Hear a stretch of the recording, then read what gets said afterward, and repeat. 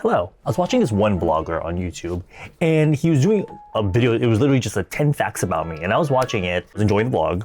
And then I realized I don't think I really have any videos talking that much about myself. I talk about stuff that happens in my life and shit like that, but I don't think there's one actual video where it's like random, just facts or information. I might have, but it might have been from a long time ago. So I thought today, let's just make a video where I literally just talk about myself.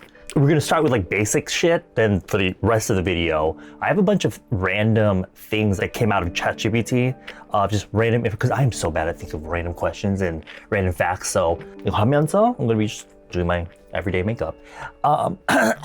So my name. Many of you just know me as Edward Avila because that's literally just my channel name, but my full name is Edward Gabriel Kalang Avila. From what my mom has told me, apparently Gabriel is actually part of my first name, so technically my name is Edward Gabriel.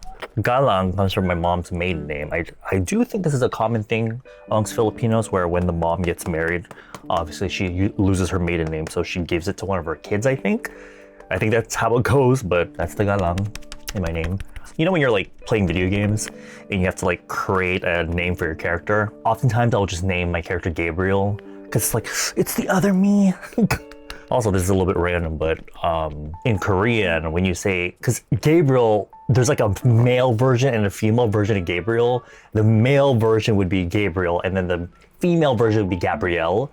But in Korean, I just have everyone call me Eddie. But if I ever tell them my name and they're trying to say it in Korean, it's technically Gabriel, which, I mean, they're not wrong. Next is my birthday. Now, I talk about myself so much on the internet. A part of me almost wants to keep something to myself, which would be my birthday. Now, I will tell you, my birth month is February. There's a lot, I think, was it celebritybirthdays.com or something? They have emailed me several times being like, oh, your page is one of the popular pages. You know, basically want to confirm the information, but I'm too fucking lazy to reply to their emails. So I think my actual, if you try to Google my birthday, what's on the internet is incorrect. They say, some people have said happy birthday to me in March. Some have said happy birthday to me in April. Girl, my birthday's in February, which you would have figured out if you saw my video with all hours, because it was my birthday on the day that we filmed. I think a part of me, why the fuck is this so bright? Everyone's personal preference, but for me, I don't really care to get happy birthday messages because it's just a fucking reminder that I'm another fucking day older, another year closer to death. And also, honestly, when you get, I don't know, this is just me, but I'm at the age where I feel like my birthday is just another fucking day of the year. To be honest, when you're younger, you look forward to like when it's your birthday. Like, oh my God, it's the month of my birthday. Girl, this year, it wasn't until like 4 days before my birthday where I was like, oh shit, it's my birthday soon. I'm over it, y'all. I'm over it. Actually, speaking of my birthday, I am an Aquarius. You know what? I'm sure there's, you know, in Korea, we all love MBTI and shit, but in the West, you know, we love the zodiac signs and shit. So I actually did the test. My son would be Aquarius. I forgot what it is. I don't know. I'll put all this shit right here on the screen so you can, because I know the astrology girls love to judge based on that.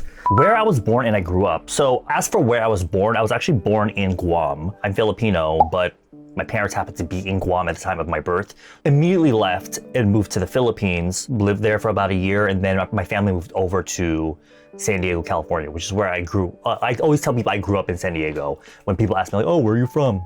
San Diego. Grew up there, and then after that, my parents divorced. Mother remarried to a military guy, like an army guy, and so that's when we moved around a lot. And so that's where it kind of gets blurry with like the whole like, oh, where are you from? Like, oh, where do I tell people where I'm from? I just say I grew up in California, in San Diego. So I told you my astrology sign, my MBTI. I am an ISTP, if that matters. I think my I guess everyday MBTI is ISTP, but when I work, I am an INTJ. For me, honestly, y'all, if you ever hang out with me, you know I'm like I don't give a fuck about it. I'm like, what do you want to eat? I don't care. Where do you want to go? I don't care. Whatever. But when there's a plan set, J all the way. We have to go that plan, because if that plan that was decided on is in any way, shape, or form, I'm pissed, bitch. I get like hot flashes, and I'm like, especially when it comes to filming. Oh my god. When I work with some of these idols, some of their companies piss me the like. Filming, fantastic. When it comes to the confirmation of these videos, when they start telling me to change shit in the videos, I get pissed, bitch. There have been some companies where they'll message me again for when their group makes a comeback the next time, and I completely ignore them because I'm like, I had a horrible experience with you, and so I don't, hold on, not horrible experience. It's just, I don't know, when I want something done a certain way, I kind of need to go that certain way, you know? So that's like the J side of me, but generally I'm an ISTP. I'm the oldest of 4 siblings. I have a full sister and then 2 half siblings. I mean, if you watched my videos before with my siblings, you already know this information, so if you didn't know. Also, there's some people that don't know this, but I live in South Korea. I don't know, it's because I've been here for so long. I've lived here literally more than anywhere else in my life. You know, being in the military, you only live in a place for maximum 4 years maybe. But there's literally people out there that don't know that I fucking live here. I guess because if they only ever see my videos where I'm just here, I guess you don't know that I'm in Korea, but yeah. Whenever I visit the States now though, I'm always in Texas, San Antonio specifically, because that's where my parents retired. All right, now time for the, I guess, random stuff. There were a few in here, like I literally just in ChatGPT, I was like, oh, give me a bunch of random facts I can talk about in a video. They're all kind of like in a fill in the blank style of question. The first one was, I used to think blank was normal until someone told me it wasn't. The first thing I thought of, which is kind of sad to be honest, and actually I've talked about this with a few people before, me being a boy, I used to think liking and having crushes on boys was normal until I was told or found out that it wasn't. There were a few key moments in my life where I'm like, oh, I'm kind of different. Because, you know, when you grow up as a little kid, you think however you act is kind of like normal, right? Whatever. And then until society tells you not. I remember I was watching Pearl Harbor, the film, with my parents. We were in Tacoma, Washington at the time. I forgot who the character was. Was it Ben Affleck? It was not the main character, it was the other character. And I was like, wow, I really like his smile. And my stepfather was like, I remember, he looked at my mom and he was like, I was like, what the fuck? What kind of reaction is that? And mind you, up until this point, I was in elementary school, like 3rd, 4th, 5th grade, I think. But I very clearly remember kindergarten, 1st and 2nd grade, I had crushes on boys, like mad crushes on boys, but nobody around me ever was like, oh, that's weird, because I never told anyone. It was just all in my head. And then, as I got older, oh, dude, that's gay, that's gay. And that's kind of where I found out that boys liking boys isn't necessarily the norm. I have this really weird random memory though of in elementary school, I think it was like in 1st grade or kindergarten. And I had my girlfriends, my gal pals, and we'd hang out all the time every recess. I remember I would like, whenever the girls would like, you know, poke fun at me or like joking around, I'd be like, oh my God, like, you know, a little pushing. And one of my friends would be like, oh my God, Edward is bakla. Edward is bakla. I'm like, huh? Because of what? Because I was pushing you like this? Bakla is gay in Filipino. But I almost have like this, I associate this sort of trauma with that word a little bit. I kind of laugh at it now, but yeah. When I saw that first one, that's kind of like the first thing I thought of. So my eyes keep fucking watering, bruh. Holy shit. I once accidentally became really good at blank. For this one, I don't really, that's the thing with me. I'm one of those people where it's like, why? This has been off the whole time. You know that saying like, oh, a jack of all trades, good at many things, but a master of none. I feel that that's kind of me in a way. I do think I'm decent at like things like makeup and like, you know, color. But other than that, I don't think I'm that good at anything else. Like fully, like I can confidently say, oh, I'm good at this. But there was a moment in time where I was actually pretty good at playing specifically Perfume, the J-pop girl group, the 3-member girl group, Perfume songs on the piano. Because I was so obsessed with Perfume in high school, I would buy CD Japan, if y'all know. I would buy their piano books on there because I wanted to learn how to play shit on the piano, right? I took piano lessons when I was in 6th grade, but only for a short time. I learned the basics, but then it got too overwhelming for me, so I took a break, decided to go back, and I was like, oh, well, I'm ready to take my lessons again. And the lady that runs the place was like, oh, your teacher passed away of a heart attack. So that was the end of my piano learning life, but I was able to like read notes, albeit very slowly, but I was able to use those slight note reading skills to be able to read these sheet music for playing piano songs. And of course, I knew the songs like the back of my fucking hand. So I could kind of, get the tempo and all that, the melody, but I'd be like killing it on these things.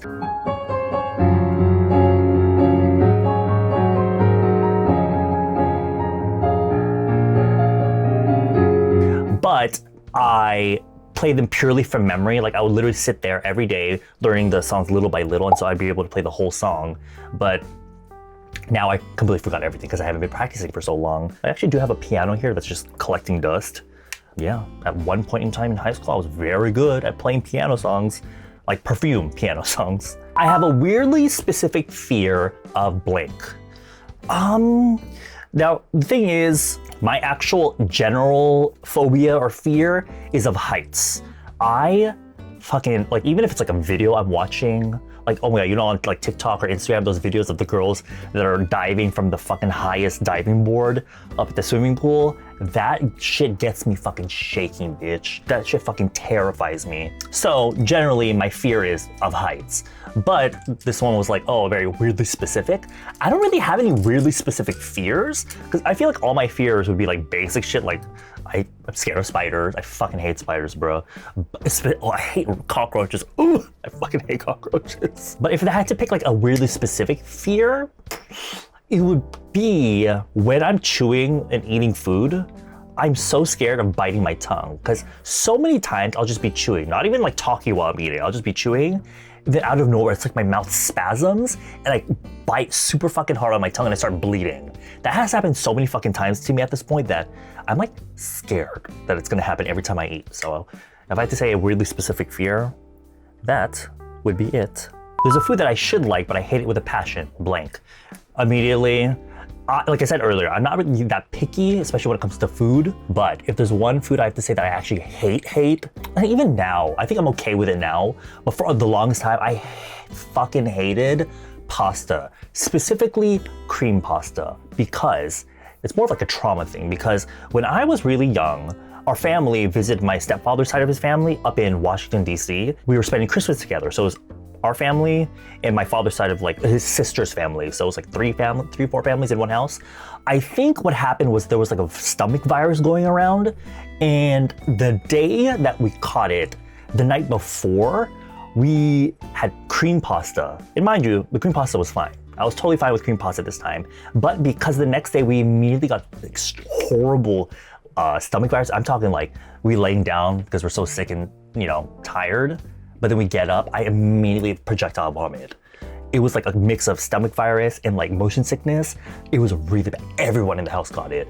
And so now, for the many years after that, I just associated cream pasta with vomiting. And so whenever, the girls here in Korea fucking love pasta, bitch. They fucking love pasta. Like, oh, pasta 먹자. I'm like, girl, can we eat something fucking else? If we have to go to a pasta restaurant, I'll just get oil pasta, like oil-based pasta. Another food that I don't necessarily hate, but I think that's what it is. Pasta as well is just boring to me. The other food I think is very boring, so I don't really like, is sandwiches. Every time someone was like, oh, let's have a sandwich. Like, I would even rather have a fucking salad, bruh. There's something about sandwiches, like deli meat sandwiches, where I'm like, I don't want it. The next one is very interesting. I learned how to blank way later than most people. It took me a second to think about this one, but when I thought of it, I was like, oh my God, I don't think I've ever talked about this. But learning how to use a urinal, which sounds crazy because it's like you just fucking pee into it. But when I was growing up, for some reason, I didn't make the connection in my head. I'd see these urinals, I'd always have to use the stall. Always have to use, even if I'm just peeing, I have to go into the stall and close the door. Because I'm like, why would you have a toilet there and people can see your booty cheeks? But in my head, I never made the connection that, oh, you don't pull your pants down all the fucking way. You just unzip while you're holding your pants and you just pee into the urinal. In my head, I'm like, okay, if you're gonna pee into the toilet, you pull your shit all the way down, your pants all the way down, underwear all the way down. Now, even on the Double D podcast, I told this story about how there was like a class field trip to this amusement park when I was really young. and I had to use the restroom. It's just one stall toilet and then one urinal. I was like, you know what? There's no one else in the bathroom, so I'll just use the urinal. Pull my pants all the way fucking down. Who walks in? My classmate with his father, because some parents were chaperoning, saw my booty cheeks, they fucking laughed at me. I was traumatized, bitch. But for some reason, I didn't realize until much, much later in life that you don't have to pull your pants all the way down. I don't know what the fuck is wrong. I guess because my father never taught me. I once went viral for blank and didn't even mean to. I don't think I'm the type of content creator to really go viral, to be honest. I think if I had one viral video, it would just be my Laneige lip tint video, you know, the video that started my whole career. But I did those videos with my friend, I am from Korea, Ho-chan, and that was not like, we didn't, because he does street interviews, right? It's not like he randomly ran into me. We set it up. I was like, oh, well, why'd you never interview me? I want to get interviewed. So, especially because he had a viral video of like interviewing this one lady who was like, oh yeah, I've gotten so much dick, whatever. And just talking about dick sizes in Asia and all that shit. Iconic, fucking iconic. So I was like, oh my God, I want to film a street interview video with you, talk about my experience as a gay. I, had an inkling that, we get some views, but I didn't think it would get as viral as it did, to be honest, to the point where my aunt and my mom told me they saw this shit on Facebook. I was like, girl, when it's viral on Facebook, I done fucked up. I had a feeling it would go kind of viral, but not that viral, to the point where it's like people in the streets would be like, oh my God, are you that bitch that talked about dick in the streets? I'm like, girl, not my YouTube career, my beauty channel that I've made completely being eclipsed by me talking about cock. People assume I'm good at blank, but I'm absolutely terrible at it. Maybe makeup. But I'm not looking at the communities like that, so I wouldn't know if people think I'm good at it or not. One thing I kind of thought of was Korean, maybe. And here's the thing. I feel like if you are into Korean media, etc., and you've heard me speaking Korean in my videos, you know I'm not that good at Korean. But I feel like Koreans always tell me like, you're so good at Korean, huh? But the thing is, I actually don't think I'm that good. When Koreans say this, I immediately am like, no, girl, I'm good at pretending like I can understand Korean, because I have this thing where if I'm going back and forth with someone with speaking Korean, I can have a conversation in Korean, but sometimes what happens is they hear my Korean, they're like, oh, he's actually really good. What the fuck is this?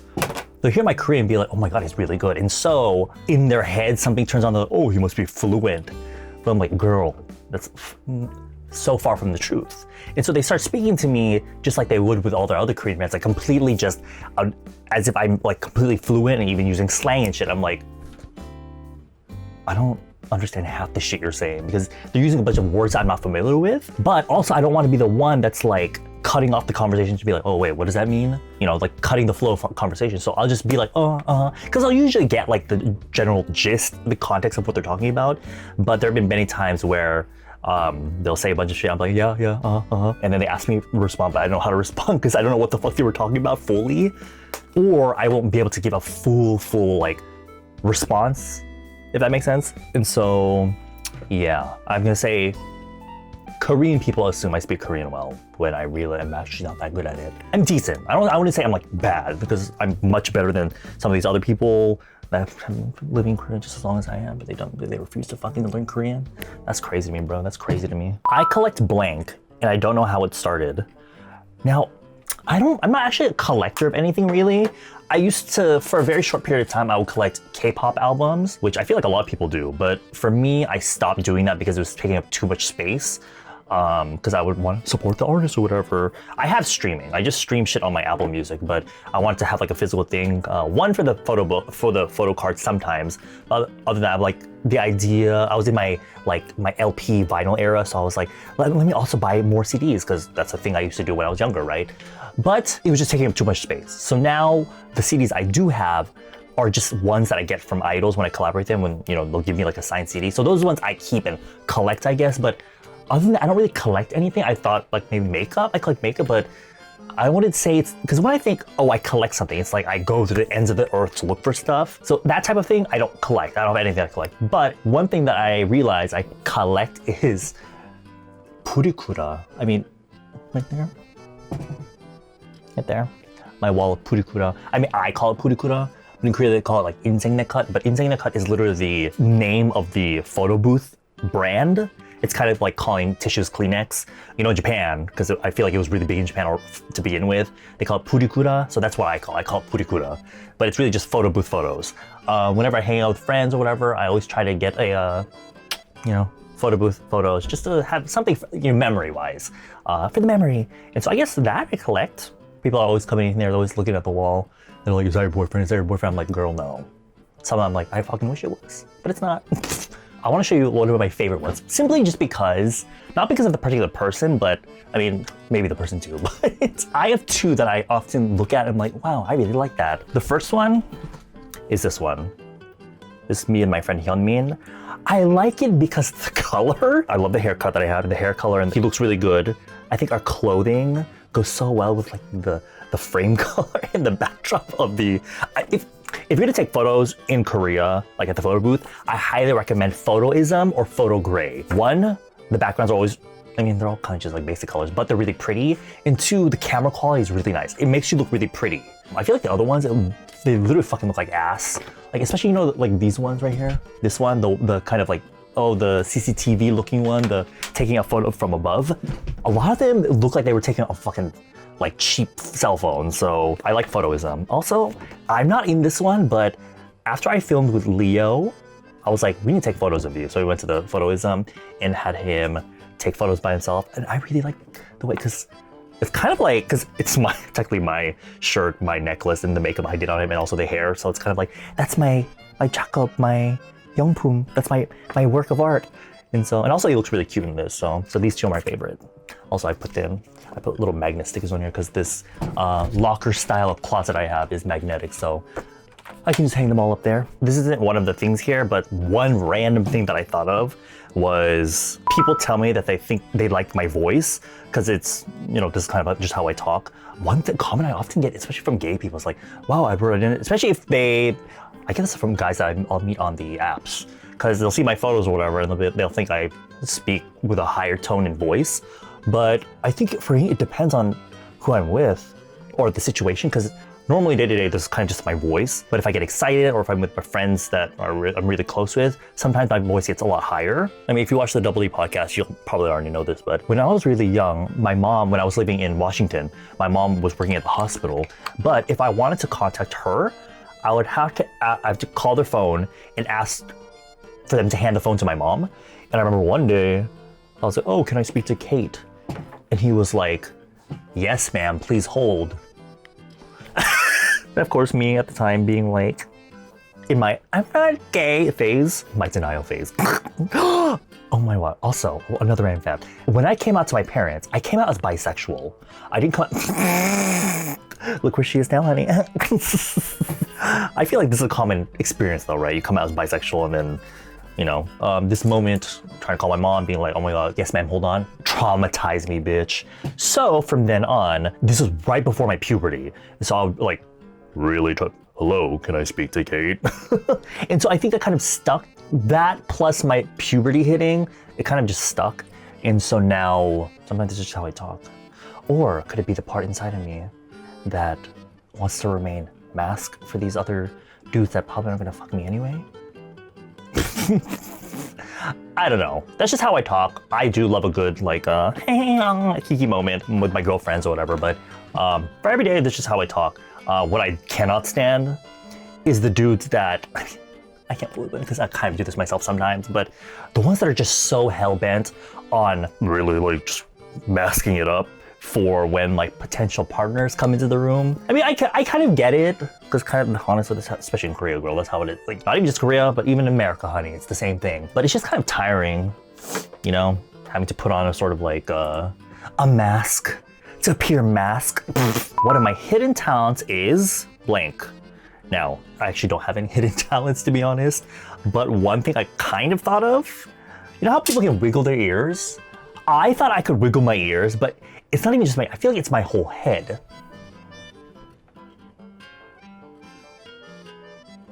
What the fuck? When I originally did this, I remember way back, when I was really young, we were in class and people were talking about wiggling their ears, and the teacher was like, can anybody wiggle their ears? I was like, oh my, I can. And I did that motion, but I wasn't obviously I didn't have a camera in front of myself. I wasn't looking in front of a mirror. So I just did the motion. To me, it feels like I'm wiggling my ears. But then he looked at, I remember seeing his my teacher's eyes looking like up here rather than here. And so all he said was, whoa. And so I think it's because he was like, wow, because I was moving my whole head rather than just my ears. I wouldn't call that a talent, to be honest. It's one of those, you can't even call it a party trick because it's not even exciting enough to be called a party trick, but, oh, come on, ALU. Oh. But that's my hidden talent. So there's my sort of random facts about me. I hope you got a little closer. Parasocial, just kidding. I know I make a lot of just, product review videos and just trying new shit. And I really, if you're a regular viewer of my videos, I really just talk about the makeup. But that can mean, I say the same shit in like every video. Oh, this glow. Oh, the dewiness. Oh, the application. 양조절, soft summer. But hopefully put some new information in your head about me. I don't know. What? I'll see you later. Bye. I need to sort this fucking lighting out, bro.